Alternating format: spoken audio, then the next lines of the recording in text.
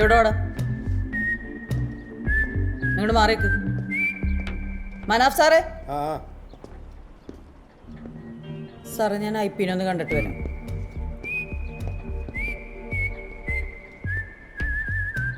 നിന്റെ പേരെന്താ? സുകുമാരൻ. വീട്ടിലാരൊക്കെ ഉണ്ട്? ഭാര്യ. ഭാര്യയുണ്ട്. മക്കളില്ലേ? 2 പേരുണ്ട്. മക്കളാ? പെൺകുട്ടികളാ. 2നെയും കെട്ടിച്ചയച്ചു. കെട്ടിച്ചു വിട്ട് 2 പെൺമക്കളുടെ തന്തയാണല്ലേ? എന്നിട്ടാണ് നാറി ഈ തലപരിപാടി കൊണ്ട് നടക്കുന്നത്? നിന്റെ പെണ്ണും പിള്ളക്കിട്ടോ കെട്ടിച്ചിട്ടോ പെൺപിള്ളേർക്കിട്ടോ ഇതുപോലെ ആരെങ്കിലും ലൈൻ വലിച്ചത് നിനക്ക് താങ്ങൂടാ? നാറി. അപ്പൊ ഇവനാണല്ലേ അവതാരം? എന്താ നിന്റെ പേര്? സുകുമാരൻ. സുകുമാരൻ. അവൻ്റെ ഒരു വേഷവും ഒരു കണ്ണടയും. ഇവൻ നമ്മുടെ പഴയ ആളല്ലേ സാറേ? ശിവൻ അറിയോ അവനെ? പിന്നില്ലേ സാറേ, കുന്നത്താട് ഇപ്പം അദ്ദേഹം ഇവിടെ SH ആയിരിക്കുമ്പോഴാ അന്ന് ഞാൻ പെറ്റീഷൻ കയറിയാ. വൈകിട്ട് കോളേജ് കിട്ടുന്ന ഒരു പെങ്കൊച്ചിനെ ഇവൻ കയറി. കൈയെടുക്കടാ. അന്ന് പിന്നെ പെണ്ണുപിള്ള ആ പെങ്കൊച്ചിന്റെ അച്ഛൻ്റെ അമ്മയുടെ കൈയും കാലും പിടിച്ചുകൊണ്ടാ കേസില്ലാതെ പോയത്. ഹാർട്ട് പേഷ്യൻ്റാ, പണിയാം സാറേ. പെണ്ണുങ്ങളെ വഴി പഠിപ്പിക്കാലടാ. GD ശിവനല്ലേ sir? വനിതേ 354 വരാൻ പാകത്തിന് ആ സ്ത്രീയുടെ നിന്ന് മൊഴിയെടുക്കാൻ നോക്ക്. കുറച്ച് ദിവസം അകത്ത് കിടക്കട്ടെ സാറേ. അത് ശിവ സമയം കളയണ്ട. Remand report തയ്യാറായിക്കോ. 5 മണിക്ക് ഇപ്പോൾ കോടതി ഹാജരാ. സാറേ ഒരു തെറ്റുപറ്റി ചെയ്താ ഇനി ആവർത്തിക്കൂല. മനാഫ് സാറേ, സാറേ അത് കേസ് ഒന്നും വേണ്ടോ. ആ സ്ത്രീ തരുന്ന പരാതി എഴുതി പിടിക്കുക. എന്നിട്ട് അയാളുടെ ആരെങ്കിലും വന്നിട്ട് വിട്ടാൽ മതി. സാറേ കേസ് ഒന്നാക്കണ്ടെന്ന് പറയാൻ എനിക്ക് സമയത്തിന് പോകണം. ഇതിനൊരു തീരുമാനമാക്ക്.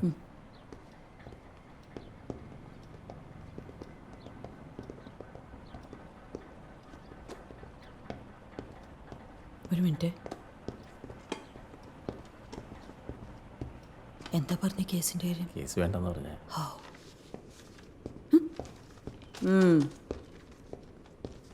ചേട്ടൻ വന്ന് കേട്ടിടത്തോളം പ്രശ്നം ചേട്ടനാട്ടോ.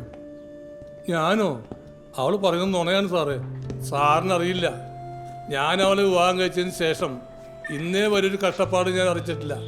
പുതിയ ഡ്രസ്സിനോ തിന്നാനോ കുടിക്കാനോ ഒന്നിനൊരു കുറവും വരുത്തിയിട്ടില്ല. ഇതേ തന്നെ പോലുള്ള എല്ലാ ഭർത്താക്കന്മാരും സ്ഥിരം പല്ലവിയാ. ഇതുകൊണ്ടാണ് ഇപ്പോഴത്തെ പെൺകുട്ടികൾ ജോലി കിട്ടിയിട്ട് കല്യാണം മതി എന്ന് പറയണേ. ഈ പിച്ചക്കണക്ക് കേൾക്കണ്ടല്ലോ. വാ. സോറി ചേച്ചി, ഇരുന്ന് മടുത്തോ? ഇരിക്ക്.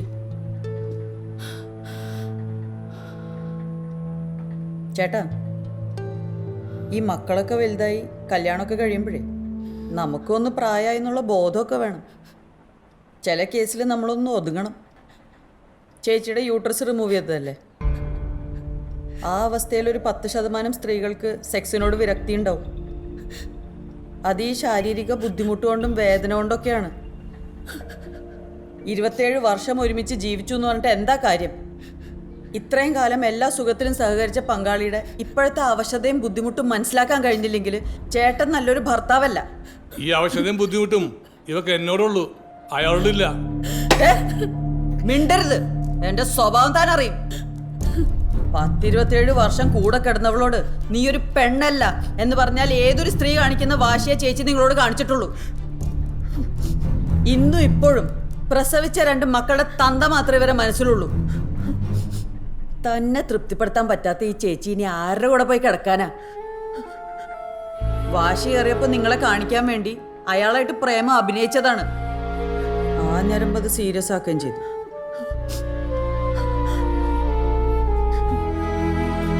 നേരാണോ?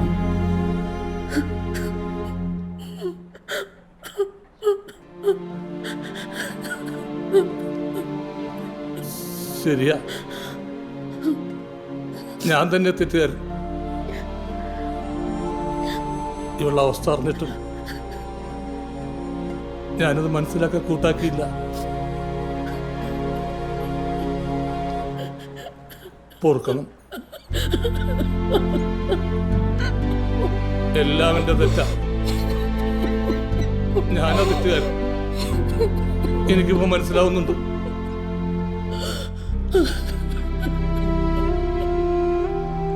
അകൽച്ചയിൽ നിന്നും നിങ്ങളുടെ ഈ അടുപ്പത്തിന് കരുത്ത് കൂടുകയുള്ളൂ. വാ ചേച്ചി, വാ നമുക്ക് സാറിനെ കാണാം. ആ അത് കുഴപ്പമില്ല, ഞാൻ സംസാരിച്ചോളാം. വനിതേ, എന്നാൽ ശരി പ്രാശ, ഞാൻ വിളിച്ചോളാം. ഓക്കെ. ആ ലീവിൻ്റെ കാര്യം നടക്കില്ല കേട്ടോ. അയ്യോ അങ്ങനെ പറയല്ലേ സാറേ, എനിക്ക് നാളെ ലീവ് കിട്ടിയേ പറ്റുള്ളൂ. ഞാൻ എന്ത് ചെയ്യാനാണ് വനിതേ? നാളെ പള്ളി ഡ്യൂട്ടിക്ക് 5 പേരാണ് ചോദിച്ചത്. അതൊന്നും എനിക്ക് അറിയണ്ട, എനിക്ക് ലീവ് കിട്ടിയേ പറ്റുള്ളൂ സാറേ. ഞാൻ ആ കല്യാണത്തിന് പോയില്ലെങ്കിൽ കുടുംബ പ്രശ്നമാവും. കഴിഞ്ഞ ഞായറാഴ്ച 5 പേരെ ചോദിച്ചിട്ട് 4 പേരെ കൊടുത്തേനാ സാറ് സാട്ടയും കഴിഞ്ഞ് ഡെൽറ്റ ഓഫീസിൽ പോയിട്ട് അറ്റൻഷനിൽ നിന്നത്. അതൊന്നും എനിക്ക് അറിയാൻ പാടില്ല സാറേ, എനിക്ക് ലീവ് വേണം. വേറെ ആളില്ല വനിതേ. നാളെ പാറാവിലേക്ക് 2 പേരെ എങ്ങനെ ഒപ്പിക്കുന്നത് ഞാൻ ആലോചിച്ചുകൊണ്ടിരിക്കണത്. അതിൻ്റെ ഇടയ്ക്ക് GDക്ക് വേണം 2 പേര്, NPക്ക് വേണം 2 പേര്, മൊത്തം 6 ആളായോ? ഇന്നത്തെ നൈറ്റുകാർ 6 പേർ റെസ്റ്റും പോവും. ബാക്കിയുള്ളവരെ ഞാനിവിടെ നിർത്തുണ്ടാക്കാനാ. ജോജോ. ആ സാറേ. നാളെ ഡെൽറ്റ ഓഫീസിൽ നിന്ന് സിജോനോട് പാറവ് കയറാൻ വരാൻ പറ. ആ പറയാം. ഇപ്പം തന്നെ വിളിച്ചേക്ക്. ആ സാറേ. ഞാൻ അവനെന്തെങ്കിലും ഒഴിവ് പറയുകയാണെങ്കിൽ ഞാൻ വിളിച്ചോളാം. ശരി സാർ. എന്നാ IPA കാണാം. സാറ് പറഞ്ഞു ഓക്കെ.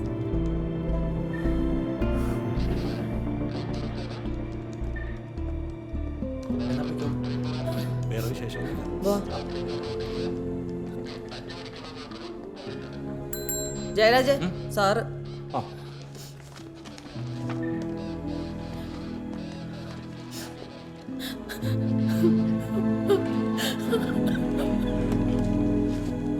ആ റെജിയോടൊന്ന് വരാൻ പറയും. ഓ സർ.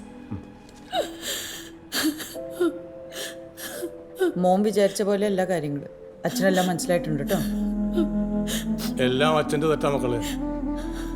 അമ്മ പാവോ, അച്ഛനത് മനസ്സിലാക്കാനുള്ള കഴിവില്ലാതെ പോയി. കണ്ടില്ലേ, ഇപ്പൊ രണ്ടാളും വലിയ ഇഷ്ടത്തില്ല. പ്രതിസന്ധികൾ എല്ലാവരുടെ ജീവിതത്തിലും ഉണ്ടാവും. ഉടനെ ഓടിച്ചെന്ന് ആത്മഹത്യ ചെയ്യുക. 10 മിനിറ്റ് അതിജീവിച്ചാൽ തീരാവുന്ന പ്രശ്നങ്ങൾക്കാ ഇന്ന് ആൾക്കാർ പോയി ആത്മഹത്യയാണ്. അമ്മയുടെ കാര്യം തന്നെ കണ്ടില്ലേ, പറഞ്ഞാൽ തീരാവുന്ന പ്രശ്നമുള്ളൂ. ഇനി മേലെ ഒരിക്കലും ഇങ്ങനെ ചിന്തിക്കരുത് കേട്ടോ. അതെ, ഇപ്പൊ അകത്ത് ആളുണ്ട്. ആ റെജി, പുറത്തൊരു പയ്യനിരിപ്പുണ്ട്, നവനീത്. ഈ സഹോദരിയുടെ മോനാ. ഇവർ കഴിഞ്ഞ ദിവസം അവൻ്റെ സ്കൂൾ യൂണിഫോം വാഷ് ചെയ്യുമ്പോൾ അവൻ്റെ പാൻറ്റിൻ്റെ പോക്കറ്റിൽ നിന്ന് ഈ പൊതി കിട്ടി.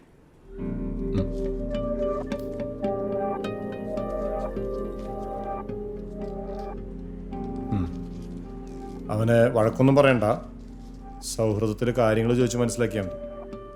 സോഴ്സ് എന്താണെന്ന് മനസ്സിലാക്കണം സർ. പിന്നെ ഇത് ഉപയോഗിച്ചുള്ള ദോഷങ്ങളും ഭാവിയിലുണ്ടാവുന്ന പ്രശ്നങ്ങളെ പറ്റി ഒന്ന് പറഞ്ഞ് മനസ്സിലാക്കി കൊടുക്കണം. ഓ പുറത്തപ്പോൾ മഴയുണ്ടോ? ഇല്ലില്ല. ആ എന്നാൽ പുറത്തു കൊണ്ടിട്ട് സംസാരിച്ചാൽ മതി. ശരി സാർ. ട്ടാ. സഹോദരി ഒന്നുകൊണ്ടും പേടിക്കണ്ട, മോൻ ഒരിക്കലും വഴിതെറ്റി പോകത്തില്ല. വെറും സ്കൂൾ വിദ്യാഭ്യാസം മാത്രമുള്ള നിങ്ങൾ മറ്റുള്ള മാതാപിതാക്കൾക്ക് നല്ലൊരു മാതൃകയാണ്. പേടിക്കണ്ട, ഞങ്ങളിതിൻ്റെ സോഴ്സ് കണ്ടെത്തിക്കോളാം. ആ സാറിൻ്റെ സംസാരം കഴിഞ്ഞാൽ മോനെയും കൂട്ടി പൊക്കോളും. ശരി.